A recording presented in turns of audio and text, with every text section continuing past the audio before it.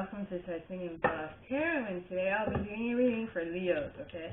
So this is for any placements of Leo you have in your chart. If you do, great. If you don't, great as well.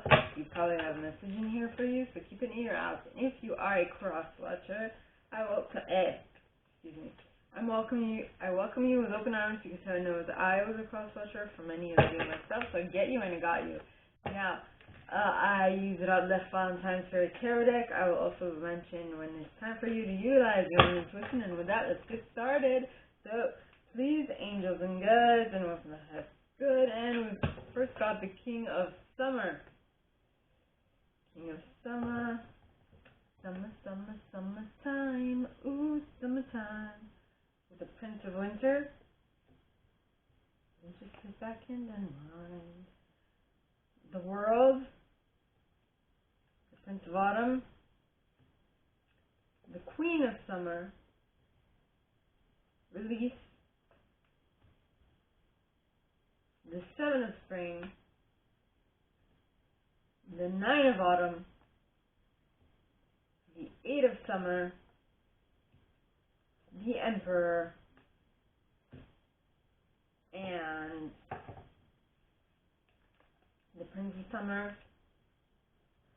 And the Awakening card. Well, we have a father-son thing here. When we start off, we almost end with the Prince of Summer. We definitely start with the King of Summer. That's what guided me to say that. Now, the next card, the first card, okay, is the King of Summer, like I mentioned, which talks of an honorable, devoted, mature, and warm-hearted individual.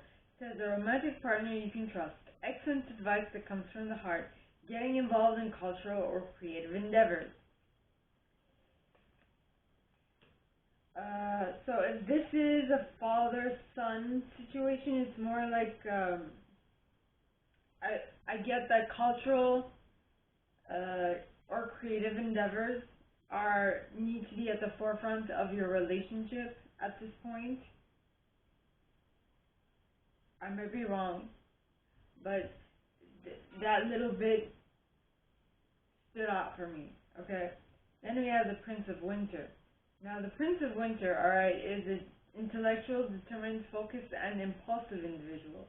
It says, seek out an intellectual solution to your problem. You need to act quickly and decisively. Sudden or unexpected changes. Things are shifting. And quickly. Because the Knight of Swords, winter represents swords in this deck. Excuse me. And the Knight of Swords is quick-moving energy, right? So, quick-moving energy is going to lead you to shift the world.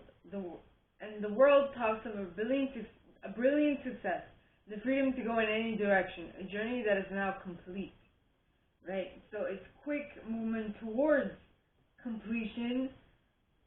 Like the first step is going to be quickly done, but then you're going to get into the nitty-gritty of it, which will take some time because it's the nitty-gritty of it, and it's going to feel like forever.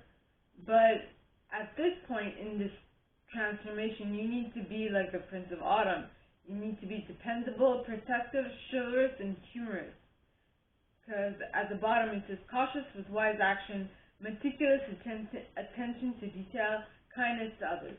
This is the energy you need to, this is how you should act. Right? This is what you need to do. Now the next card is the Queen of Summer.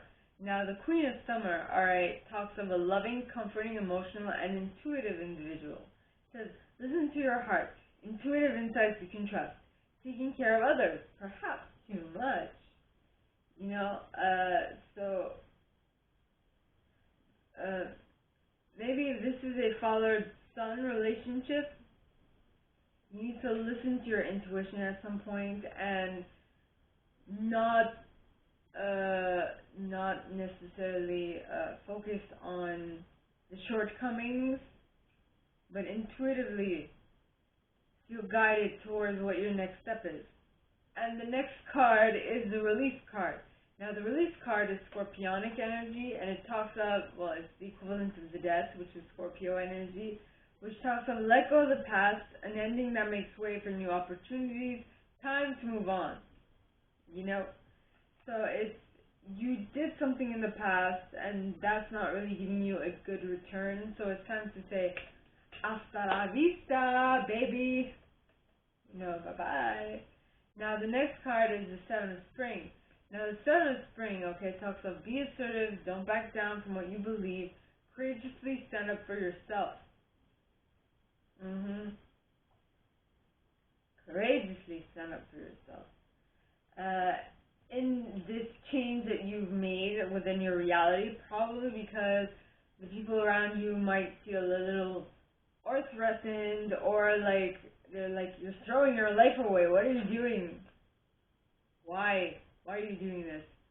The next card is the Nine of Autumn. Now the Nine of Autumn talks of reward yourself for all your hard work, being happily and successfully self-employed, cherishing your time alone. This is the Singles card. It's being very. This is a moving energy. This is you feeling good about yourself, you being able to fully embody, like, take the space that you need, Yes. Now, the next card is the Eight of Summer. Now, the Eight of Summer talks of the desire for a more meaningful life, realizing that it's time to move on, choosing to make major life changes. So you are content with where you're at, you're happy with what you're doing, except you're like, okay, I need a new challenge in my life. I feel like I'm plateauing, and it's time for me to move on to something greater. Yeah. And once you make this executive, conscious decision to move on, you'll be able to become the emperor of your life, being able to manage it. Not just manage one part, but you'll be able to manage all parts, meaning the suit of water, the suit of air, the suit of fire, and the suit of earth. You'll be able to manage all of them because you are now on another level of consciousness, right? Now the emperor talks of use logic and structure to increase your success, get organized, the firm but compassionate leader. A firm but compassionate leader. And then the next card is the Prince of Summer. Now, the Prince of Summer, being the King of Summer's son, I feel like,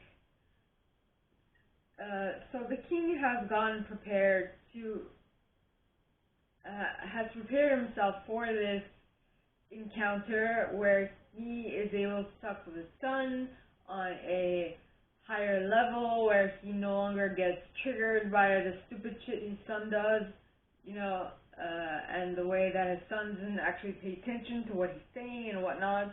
You know how teens are, and so the thing is that maybe the King of Summer is ready, but is the Prince of Summer ready, right? And so the Prince of Summer talks of a romantic, captivating, dramatic, and flirtatious individual. It says falling in love suddenly, being swept off your feet, the need to stay grounded during a very emotional experience. Yes.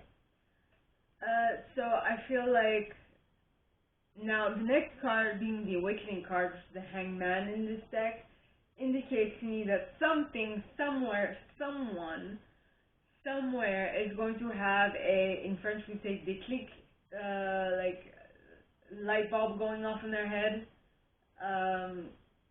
which actually is like a aha moment, to understanding something. So they've been struggling with this for a while. It could be the King of Summer, it could also be the Prince of Summer. So it's someone out of all of this deck, okay, out of all of the spread, who could be having a moment, like a light bulb moment going off in their mind, being like, oh my god, I never thought of it that way, because they took the time to look at things differently. Now, the awakening card, being the Hanged Man in this deck, talks about change the way you're looking at the situation. Embrace your uniqueness, a temporary pause in action. So it's because of this shifting of perception, of point of view, that everything's going to come together. I don't know what this means, I don't know who this is for, but what I know is someone, somewhere, somehow is going to have a shift in perception, and then everything is going to start smoothly after that. So, my gorgeous Leos, my gorgeous Leos, this is all that I have for you guys this week. If you like this, and if you'd like me to go deeper into your specific situation, please contact me at the email in the box below, and it will be my pleasure to assist. In that same box, you'll find a little description of this video and my price for private readings, as well as my my email you can send donations to on PayPal, and if you feel so called, of course. And with that being said, my gorgeous and fellow Leos, have I called you Aries all this time, except for the beginning? I wish you guys all a very good week, and I'll see you next time, okay? Bye!